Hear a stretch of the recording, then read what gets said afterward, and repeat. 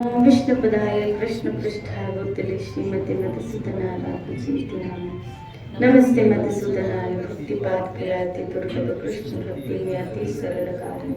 हरे कृष्णा कृष्णा कृष्णा हरे हरे हरे राम राम राम हरे। राधे गोविंद। हम यहाँ पे जिन सूत्रों का वर्णन कर रहे हैं भगवत प्रेम को प्राप्त करने के सूत्र पुदार जी बता रहे हैं। कुछ साधन यहाँ दिए गए हैं।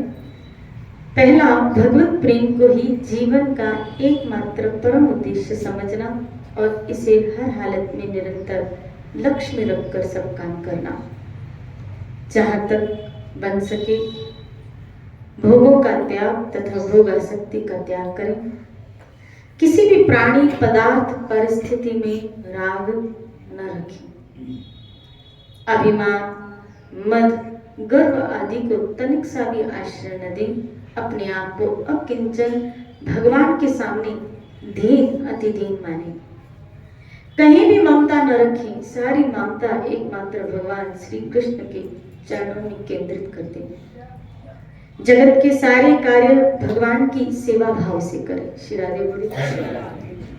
जगत के सारे कार्य भगवान की सेवा समझ के करें। श्री राधे बोले। जितने भी काम, जितने भी, जैसे कल इसकी चर्चा हुई थी कि इस सृष्टि की रचना मेरे ठाकुर ने की है, तो जिसकी रचना ठाकुर ने की है वो जगत तो उसका है, तो हम उसमें काम कर रहे हैं, अपने कर्म कर रहे हैं। तो अगर एक साधक परमार्थ से जीता है, साधारण व्यक्ति और एक साधु में बड़ा अंतर है। साधु जो परमार्थ सोचे, जिसे आगे यहाँ छठे सूत्र में इन्होंने दिया है, किसी भी प्राणी में दोष द्रोह न रखें। श्री राधे। किसी से भी द्रोह न करना, किसी से भी द्वेष न करना। किसी भी प्राणी से, जब ये समझोगे कि सारी सृष्टि है मेरे ठाकुर की और ये प्राणी है ही ठाकुर की,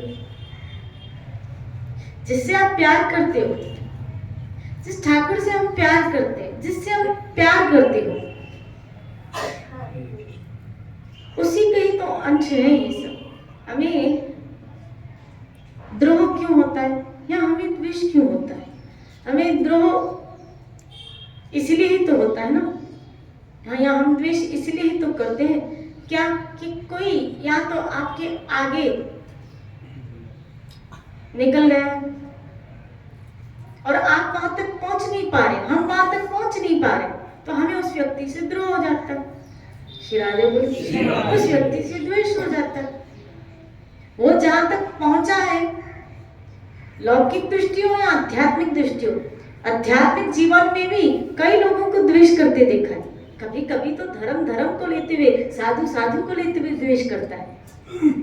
आध्यात्मिकता में यहाँ जहाँ द्वेष हमको छोड़ना है, यहाँ जहाँ हमको द्रोह छोड़ना है। जैसे उसी दिन चर्चा चल रही थी ना कि हम जब ये मानते हैं कि ये बुरी चीज है, नॉनवेज बुरी चीज है, नशा बुरी चीज है, तब ये दिमाग में क्यों नहीं आता द्वेष भी बुरी चीज है, द्रोह भी बुरी चीज है, ये भी जीवन में त्यागनी।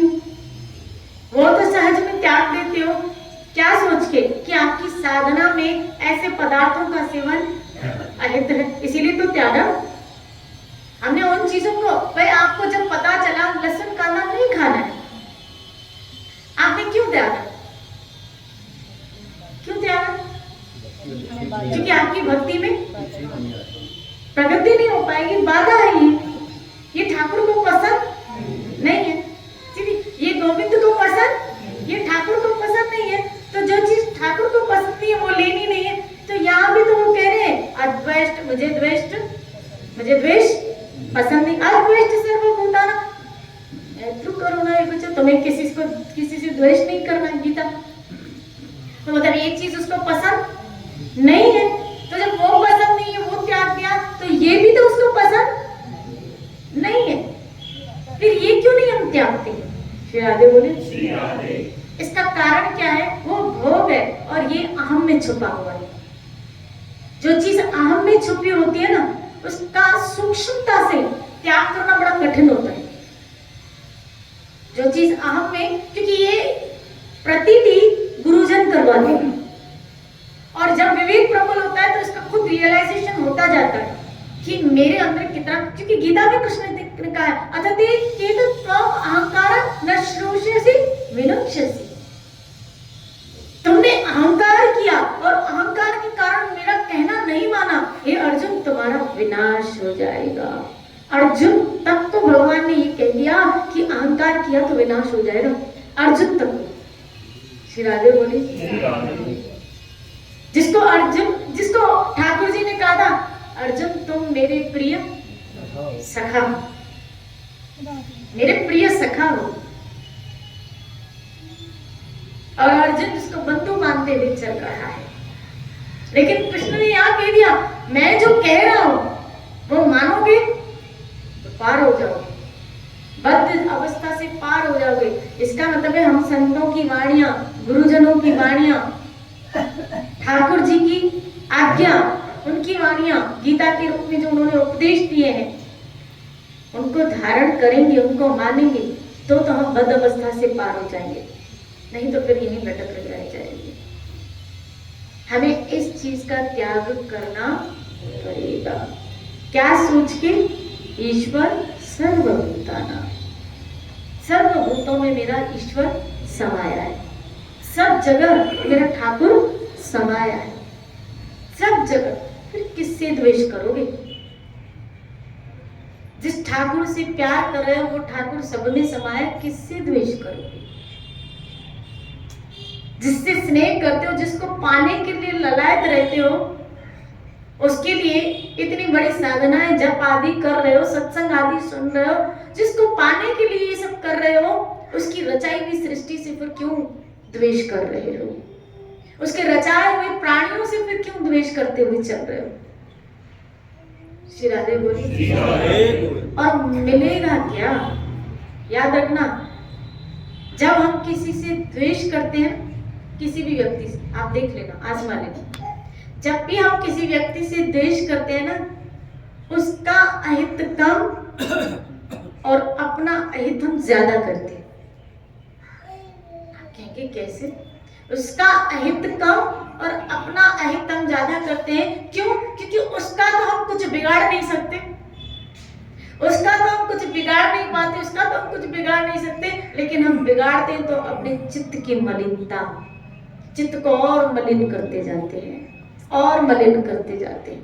यानी अपनी चित्त की स्थिरता को हम बिगाड़ देते हैं, हमारी जो मन स्थिति है वो बिगड़ती जाती है द्वेष करते हुए। इसने ऐसा किया, ये ऐसा, ये वैसा, श्री राधे बोली। और उस व्यक्ति का चिंतन लगातार हमारे चित्त में बना रहता है, चलता रहता है।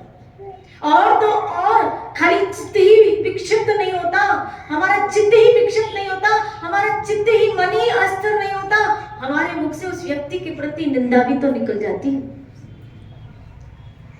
निंदा भी निकल जाती है। चित्त तो दूषित हुआ, मन अस्थिर हुआ, लेकिन जबान भी क्या हो गई? गंदी हो गई। इसका मतलब है जब द्वेष आया उसने पहले मन को गंदा किया, चित्त को गंदा किया, और अब बाहरी इंद्रियां जबान को गंदा कर रहा है। चलो तीसरी इंद्री तो खराब हुई, फिर चौथी इंद्री कान भी दूषित हो गए।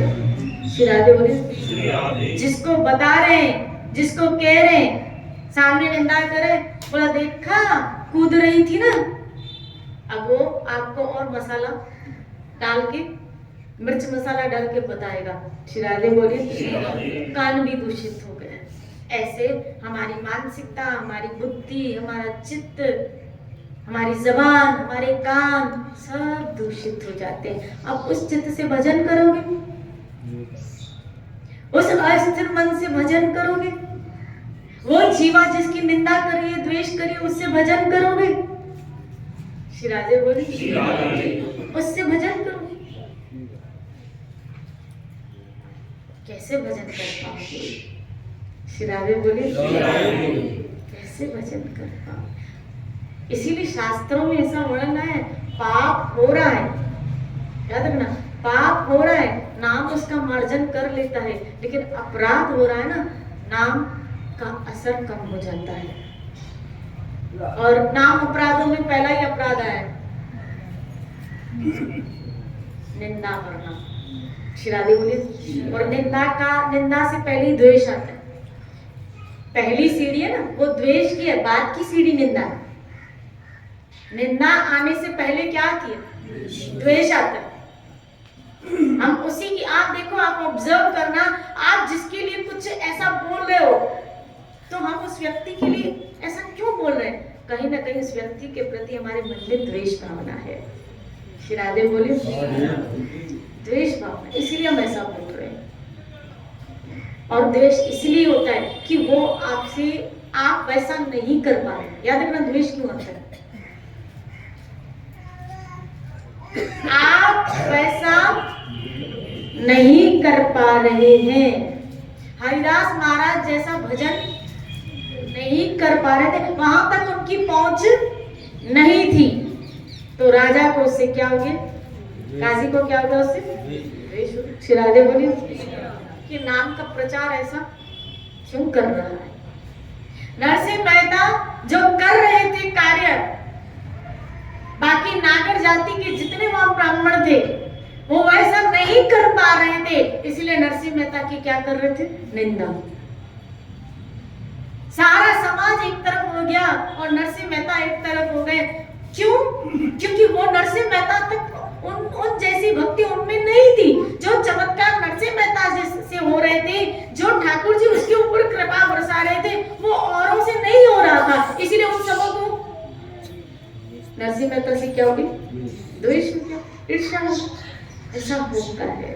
श्री राधे बोली, और खास करके, विशेष करके एक ही फील्ड में हो तो ज्यादा। एक ही फील्ड में, जैसे दो बिजनेस में एक ही फील्ड में और एक बढ़ रहा है और एक वही है, तो फिर उससे हमको क्या होगा? श्री राधे बोली, बोलो ना श्री राधे।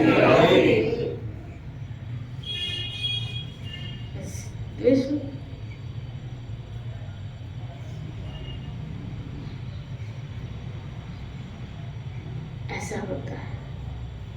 श्री राधे बोली, और साधक को हमेशा इस चीज से बचते हुए चलना। हम कैसे बचे? फिर जो भजन करें कैसे बचे? हम सब कैसे बचे इस द्वेष रूपी खतरनाक शत्रु से, इस विकार से? ऐसा हम क्या करें? क्या हमेशा अपने आप को यही समझाओ, अगर किसी को कीर्ति भी मिली है ना कोई आप, तो भी वो अपने नसीब का भोग कर रहा है। भाई द्वेष करने से वो अपने नसीब का सुख भोग रहा है। क्यों द्वेष कर रहे? वो आगे बढ़ रहा है तो अपने नसीब का खा रहा। द्वेष करने से अगर तुम आगे बढ़ जाओ तो आज कितने द्वेष करने वाले बढ़ गए होते। श्री राधे बोली, इससे अच्छा इतनी देर मेहनत कर लो, थोड़ी पुरुषार्थ कर लो बड़े। लेकिन द्वेष करने से उसका क्या हम बिगाड़ सकते हैं? उसका क्या हम अहित कर सकते हैं? क्या अहित कर सकते हैं? हर एक व्यक्ति, और अगर आप किसी का अहित करेंगे भी, मान लो ठान लिए अगर किसी का अहित करने की और उसकी निंदा कर, उसके लिए अपशब्द हम बोल रहे हैं, लेकिन क्या पता उसका स्वभाव ऐसा हो, इस बात का उसके ऊपर कुछ फर्क पड़े ना, वो अपनी मस्ती में मस्त लगा पड़े और हम कुड़ रहे हैं अंदर। वो हलवा पूरी खाए जा रहा है और हम अपना हलवा पूरी बंद करके बैठे, मुझे नहीं खाना है, मुझे नहीं खाना है, इसने बनाया ना, मुझे नहीं खाना है। श्री राधे, इसके हाथ का तो मैं पानी भी ना पीऊंगी, इससे बनाया ना, मैं नहीं खाऊंगी। श्री राधे बोले, नहीं खाए। बोलो ना राधे। कभी कभी ऐसा होता है ना। श्री राधे बोले, इसके हाथ का तो मैं बिल्कुल ही नहीं खाऊं, तो फिर तू बना, मुझसे नहीं पड़ता तो भूखी रहे, फिर भूखे रहो। मैं भी नहीं बनाऊंगी और इसके हाथ का भी और आपको भी नहीं खाने दूंगी। श्री राधे बोली, आपको भी नहीं, तू नहीं खा रही है, मुझे तो खाने दे, मुझे तो हलवा खाना है, मुझे कोई शुगर भी, और उसने शुगर फ्री बनाया है, बोला नहीं मैं नहीं खाऊंगी तो आप भी नहीं खाओ। झगड़ा तेरा हुआ इसके साथ, मेरा थोड़ी हुआ। श्री राधे बोलिए, बोलो ना श्री राधे। ये है द्वेष, कुड़ता रहता है व्यक्ति, अंदर ही अंदर कुड़ता रहता है और जल जल के इतना खाक हो जाता है, खाने के बाद भी उसका खून नहीं बढ़ता, इसलिए ब्लड उसको डोनेट लेना पड़ता है। श्री राधे बोलिए, क्यों जल रहे हो? पहले कचरा बाहर बहुत जल रहा है, फिर तुम अंदर से जल रहे हो, क्यों जल रहे हो? ये मात्सर्य हमें छोड़ देना चाहिए। वो बढ़ रहा है, अपने नसीब का खा रहा है, उसको कीर्ति मिली उसके नसीब की, उसको भोग उसके नसीब की, उसको यश मिला उसके नसीब का, उसको सुख मिला उसके नसीब का। तुझे मिलेगा तेरे नसीब का, तुझे मिलेगा तेरे नसीब का।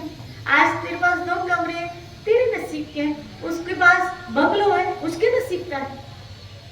तू अपनी झोपड़ी में राजी है? श्री राधे बोली, राजी है? किसी का बंगला देख के, घर देख के अपनी झोपड़ी को मत जलाओ। किसी का घर देख के अपनी झोपड़ी को मत जलाओ, नहीं तो झोपड़ी से भी हाथ धोने पड़ेंगे। श्री राधे बोले, झोपड़ी से भी हाथ धोने पड़ेंगे। इससे अच्छा उस झोपड़ी में रह के आनंद लो, कुछ मस्ती होनी चाहिए फकीरों जैसी अपने जीवन में, और वो तब आती है जब आपके जीवन में संतुष्टि आती है। जो है उसके साथ समझौता, जो है उसके साथ राजी रहो। आज स्कूटर है, 2 व्हीलर है, एक्टिवा है, राजी रहो उसमें। साइकिल है, राजी रहो उसमें। मर्सिडीज है, राजी रहो उसमें। प्लेन है, राजी रहो उसमें। राजी कैसे मतलब कहीं उछलो भी नहीं वो चीजें जब आए। किसी को हीन नहीं मानना, जब मालिक दे तो किसी को छोटा न माने। श्री राधे बोलिए। हालांकि ऐसा होता है, आप देखो, आप कभी फ्लाइट में बैठे हैं, प्लेन में जब हम बैठते हैं तो जैसे प्लेन नीचे होता है ना, तब तो बिल्डिंगें, घर, लोग फिर भी दिखते हैं, लेकिन जैसे जैसे जैसे जैसे वो ऊपर चढ़ता जाता है ना, आप देखो सब चीजें छोटी नजर आती है। सब चीजें, वो बड़ी बड़ी बिल्डिंगें भी छोटी छोटी नजर आती है, पेड़ पौधे वृक्ष आदि सब छोटी नजर आते हैं। अर्थात इंसान जब उड़ता है ना ऊपर तो सब छोटे छोटे नजर आते हैं, सब छोटे छोटे नजर आते हैं। महानता तो इसमें है कि ऊंचाई तक पहुंचने के बाद भी हम अपनी औकात न भूले। जमीन में अगर पांव है, याद रखना, भले कितने उड़ो, आप मुझे ऐसे समझाते हैं, कितने उड़ो लेकिन पांव तुम्हारे जमीन में ही होने चाहिए। जीवन की सफलता तुम्हें कितनी ऊंचाइयों तक लेके जाए, अच्छी बात है, कोई बात नहीं, लेकिन पांव हमेशा जमीन पे रखना, नहीं तो फिर धड़ाम से गिरोगे, फिर धड़ाम से गिरोगे। और याद रखना, जब व्यक्ति गिरता है तो फिर उस दुख को अपने आप को संभाल नहीं पाता है, लेकिन पांव जमीन पे ना तो गिरने के कम चांसेस है ना भाई। श्री राधे बोले, उड़ना अच्छी बात है, उड़ो, लेकिन पांव अपने जमीन पे रखो। श्री राधे बोले। इसलिए कभी कभी ऐसा होता है कि व्यक्ति उड़ता है ना तो सब छोटे छोटे नजर आते हैं, छोटे छोटे नजर आते हैं। श्री राधे बोले, छोटे छोटे नजर आते हैं ना, ऐसा नहीं होना चाहिए। इसीलिए यहाँ का किसी भी प्राणी से द्रोह न करें, सब अपने ही हैं, सब अपने। खाली शरीर के नाते, जो शरीर से जुड़े रिश्ते वो खाली, जब आत्मिक लेवल से देखोगे ना, जब आपकी ऊंचाई, जब आपकी स्थिति ऐसी आ जाती है, सोच ऐसी आ जाती है, जैसे अभी क्या लगता है हमको, क्या कि ये माँ मेरी अपनी है, ठीक है, शरीर की जननी है, पिता मेरे अपने शरीर की जननी, पत्नी अपनी है क्योंकि शरीर से संबंधित है, बेटा अपना है शरीर के नाते, तो जब पूरी फैमिली को हम देखते हैं शरीर के नाते, तो वो कैसे लगते हैं? अपने, है ना? शरीर के नाते वो सब कैसे लगते हैं? अपने लगते हैं। लेकिन जब यही चीज आत्मिक लेवल पे आ जाती है तो सब अपने लगते हैं, सब अपने लगते हैं। श्री राधे बोले सब, क्योंकि सब उस परम पिता के अंश है। अभी क्योंकि हम लेवल हमारा किसका? शरीर का, इसीलिए खाली अपनी फैमिली अपनी लगती है। लेकिन जब आत्मिक लेवल पे आओगे ना, तब ऐसा लगता है कौन पर आया है, सभी तो अपने। और जब वो सोच आती है ना, तब विश्व कल्याण की भावना आ जाती है,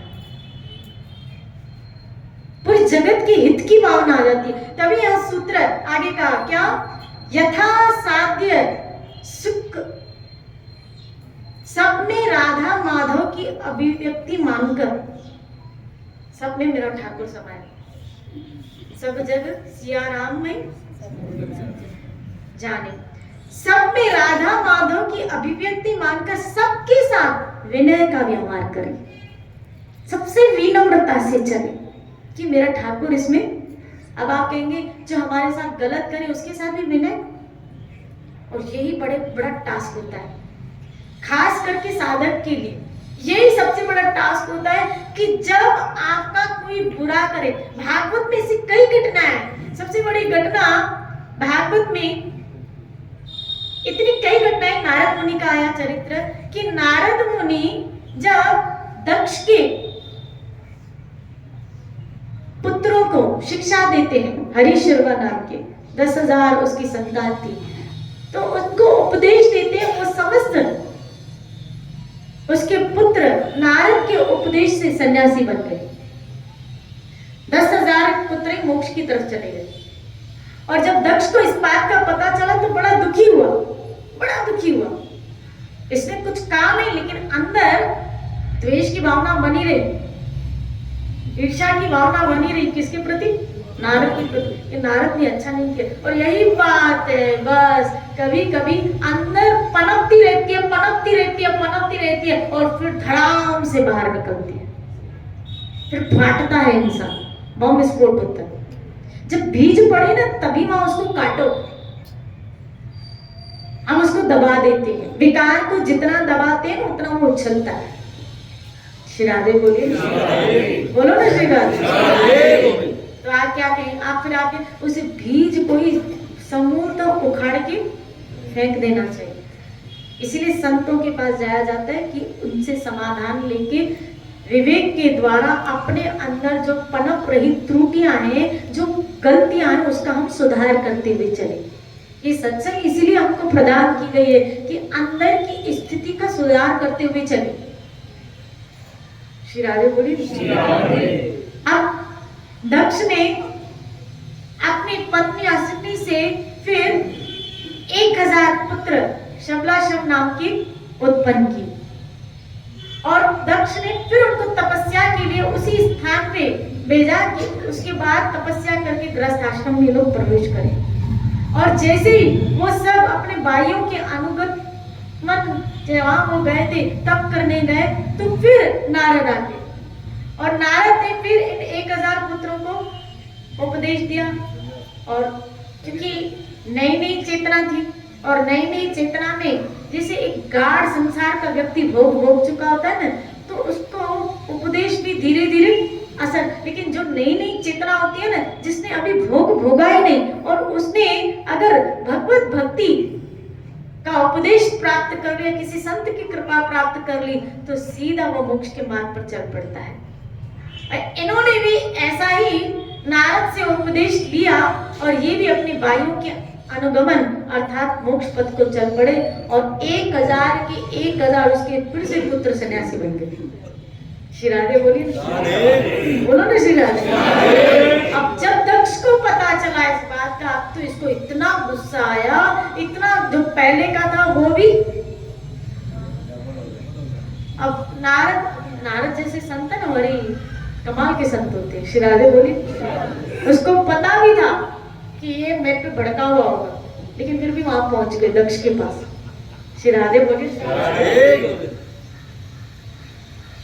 क्या सोचने शायद इसको ठंडा कर पाऊंगा। श्री राधे बोलिए। अब देखो, यही तो महानता है इन संतों की।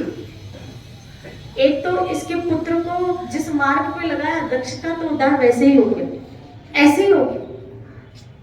लेकिन ये भोगी व्यक्ति नहीं समझ पाता, संसारी व्यक्ति नहीं समझ पाता। उसको तो लगता है क्या मेरा बेटा हाथ से निकल गया, अब मेरी सेवा कौन करेगा। वैसे ही कौन सी कर रहा था पागल, वैसे ही कौन सी कर रहा था। श्री राधे बोले, बोलो ना श्री राधे। हम भी खामखा घंटियां बजाते हैं, टपलियां बजाते फिर मेरा बेटा, मेरा बेटा, मेरी बेटी, मेरी बेटी, होने दो बड़ा। श्री राधे बोले, मेरी बेटी, मेरी बेटी, मेरी बेटी, मेरी बेटी, मेरी बेटी, मेरी बेटी, हो गई बेटी बड़ी और उसको कर दी, हो गई। और उसको फोन करो, बबली तबीयत खराब है, आ रही है क्या, प्लीज आ जाना। मम्मी आ तो जाओ। तो बच्चों के एग्जाम लगे पड़े, तू सोच में कैसे आ सकती हो, तू आ जा। अरे मैं आ सकती थी तो तेरे को बोलती थी क्या। श्री राधे बोले, गई काम से बिजी, लो मेरी बेटी, मेरी बेटी, मेरी बेटी। श्री राधे बोले। फिर कहा चलो मेरा बेटा। और जब छोटा होता है बबलू, तू पता नहीं क्या क्या नाम रखते हैं, मान लो गोलू नाम रखते। श्री राधे बोली, गोलू, लड्डू, गोलू, क्या क्या नाम रखते। श्री राधे बोली, तू मेरा है ना। वो भी कहता है हाँ, जब छोटा होता है हाँ, मेरे को नहीं छोड़ेगा ना, नहीं। श्री राधे बोली, मेरा बेटा, मेरा बेटा। वो बड़ा हुआ, शौक पाले हमने, इतनी धूमधाम से उसकी शादी की, जितना पैसा था हमने उसके ऊपर लुटा दिया। बड़े से बड़ा रिसोर्ट किया था हमने और खूब खर्चा किया, खूब। इतना खर्चा किया हमने, इतना खर्चा किया कि दुनिया देखती रह जाए। राधे बोले, सब बाबा करे क्या क्या, तो शादी की है। श्री राधे बोली, क्या तो बैंड बाजों के साथ हम दूल्हा दुल्हन को लेके आए थे, बैंड बाजों के साथ, बैंड बाजों के साथ, पटाखों के साथ। पता है कि बाद में हमारे घर में पटाखे जलने वाले हैं। श्री राधे बोली, जलने वाले हैं। आज बाहर जलाए, कल ये बातें वो आग के जलते हैं, मुंह से निकलती है, वो तीली से जलते हैं, इनके मुंह से निकलते हैं, और क्या होते तो है। श्री राधे बोली, पागल मत बनना, भजन को पकड़ना, नाम को पकड़ना, इनके पीछे पागल मत होना।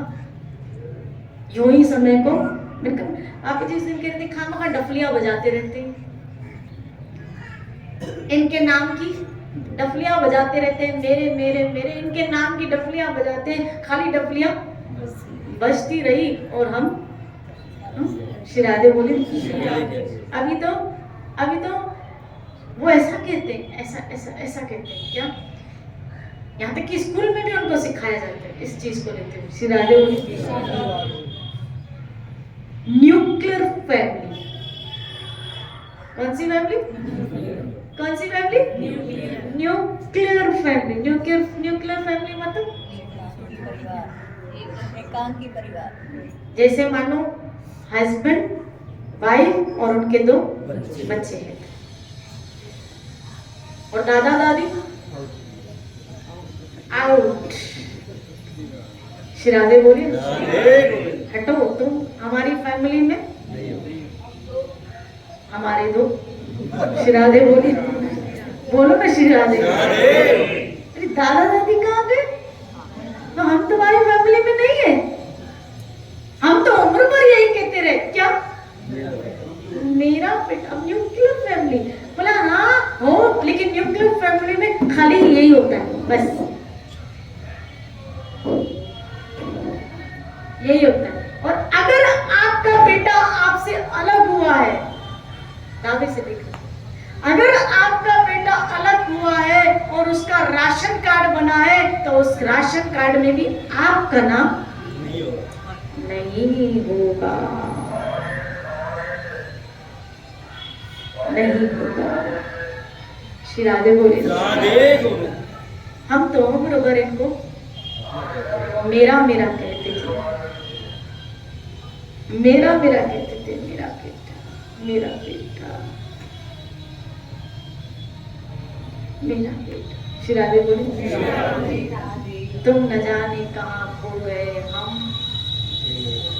तन्हा बड़ी सभा में तन्हा रह गए। तो पागलों, माना ही क्यों था?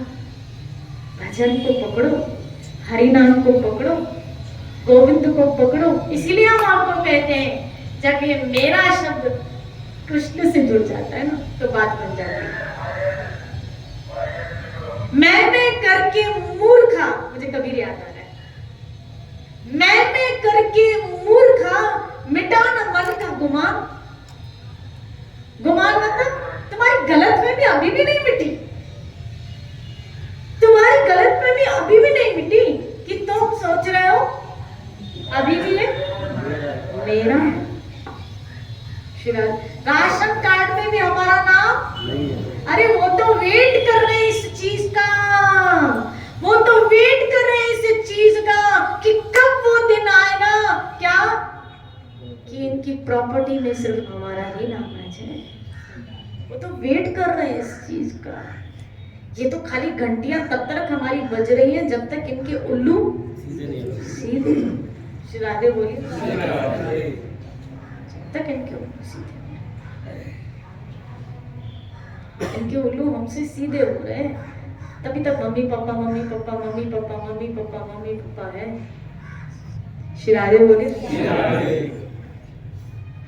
और जिस दिन जैसे एक स्त्री बहुत रो रही थी, बहुत रो रही थी, उसके पति का देहांत हो गया, बहुत रो रही थी, बहुत रो रही थी। और याद रखना अंत समय में जिसका जितना अधिक स्वार्थ होगा वो उतना हमारे लिए रोएगा,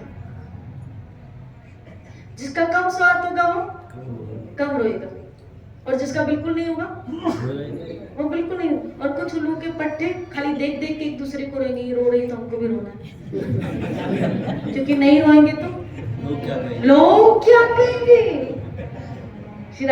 कुछ तो खाली दिखाने के लिए रोएंगे। श्री राधे बोलिए खाली दिखावे के, अगर नहीं रोएंगे तो लोग क्या बोलेंगे। जिसका कम स्वार्थ होगा वो हमारे लिए कम रोएगा, जिसका ज्यादा स्वार्थ होगा वो ज्यादा रोएगा। श्री राधे बोलिए। एक पत्नी रोए जाए बहुत रोए जाए और रोते रोते यही कहे क्या, अब मुझे दवाइयां कौन ला के देगा, अब मुझे हॉस्पिटल कौन ले जाएगा। यानी वो गया तो गया, तू गया वो ले जा, लेकिन अब मुझे दवाई कौन लेगा। तू गया जहाँ गया, जिधर गया, जिस दुनिया में गया जा भले, लेकिन अब मुझे हॉस्पिटल कौन लेके जाएगा। श्री राधे बोलिए, बोलो ना श्री राधे। किस गलत फहमियों में हम जी रहे हैं, किस जहां में हम जी रहे हैं, किस स्वार्थ से संसार के बीच में हम रहे हैं। श्री राधे बोलिए।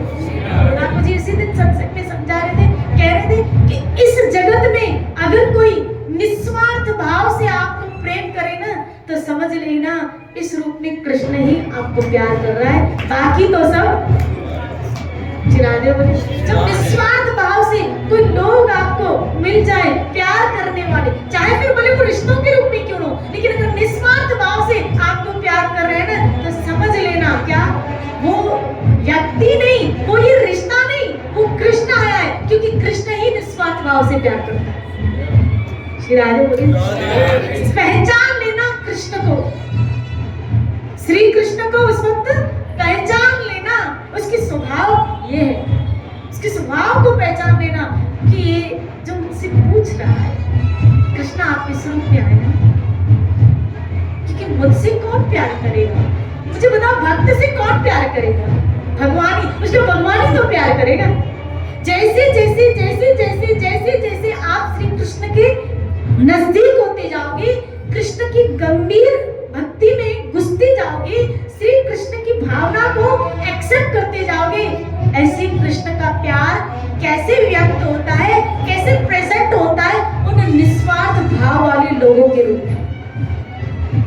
जब आपका श्री कृष्ण भक्ति आपकी बढ़ती है, आपकी कृष्ण चेतना बढ़ती है, आपकी सिंसियरिटी कृष्ण के प्रति बढ़ती है, आपका सेवा भाव श्री कृष्ण के प्रति बढ़ता है, तो कृष्ण का प्यार आपके प्रति भी अभिव्यक्त होता है। और ऐसे अभिव्यक्त होता है जब कोई निस्वार्थ भाव से आपको प्यार करे। और ऐसे ऐसे लोग आपके जीवन में आएंगे, ऐसे ऐसे लोग आएंगे जिनको आप कभी पहचानते भी नहीं हो। श्री राधे बोलिए, ये और नहीं, कौन आया? कृष्ण आया। श्री राधे बोलिए, ये और नहीं, कौन आया? कृष्ण आया। क्योंकि निस्वार्थ भावना तो मेरे ठाकुर की है, इस संसार की भावना तो स्वार्थ की है, निस्वार्थ भावना तो मेरे ठाकुर की। इसीलिए श्री कृष्ण को पकड़ो, भजन को पकड़ो, नाम को पकड़ो, कृष्ण नाम को पकड़ो, गंभीरता से अपने जप को पकड़ो, अपनी सेवा को पकड़ो। क्यों? बाकी जगत को पकड़ने से कुछ हाथ में लगने वाला नहीं। वो तो जीते जी भी रोते हैं, और जीते जी भी स्वार्थ के लिए रोते हैं, और मरने के बाद भी स्वार्थ के लिए रोते हैं। श्री राधे बोले, जीते जी। श्री राधे बोले, मेरे लिए इतना कर जाना, आप जाओ तो फिर कहीं मैं लटक नहीं जाऊं। लो, श्री राधे बोलिए, बोलो ना श्री राधे। तू जा तो बोले जा, लेकिन मेरा अरेंजमेंट कर जा। श्री राधे बोले ना, बोलो ना श्री राधे। ये सत्यता इस जगत की स्वीकार कर लो कि हमसे श्री कृष्ण के अतिरिक्त बोलो कोई प्यार नहीं करता। गलत फहमी में, इस जग की गलत फहमी में मत रहना, उलझना मत, मोह में फंसना मत भाई, फंसना मत, उलझना मत। एक तू सच्चा, एक तेरा नाम। खूब भजन करो, अपने जीवन को धन्य करो। जय जय श्री राधे।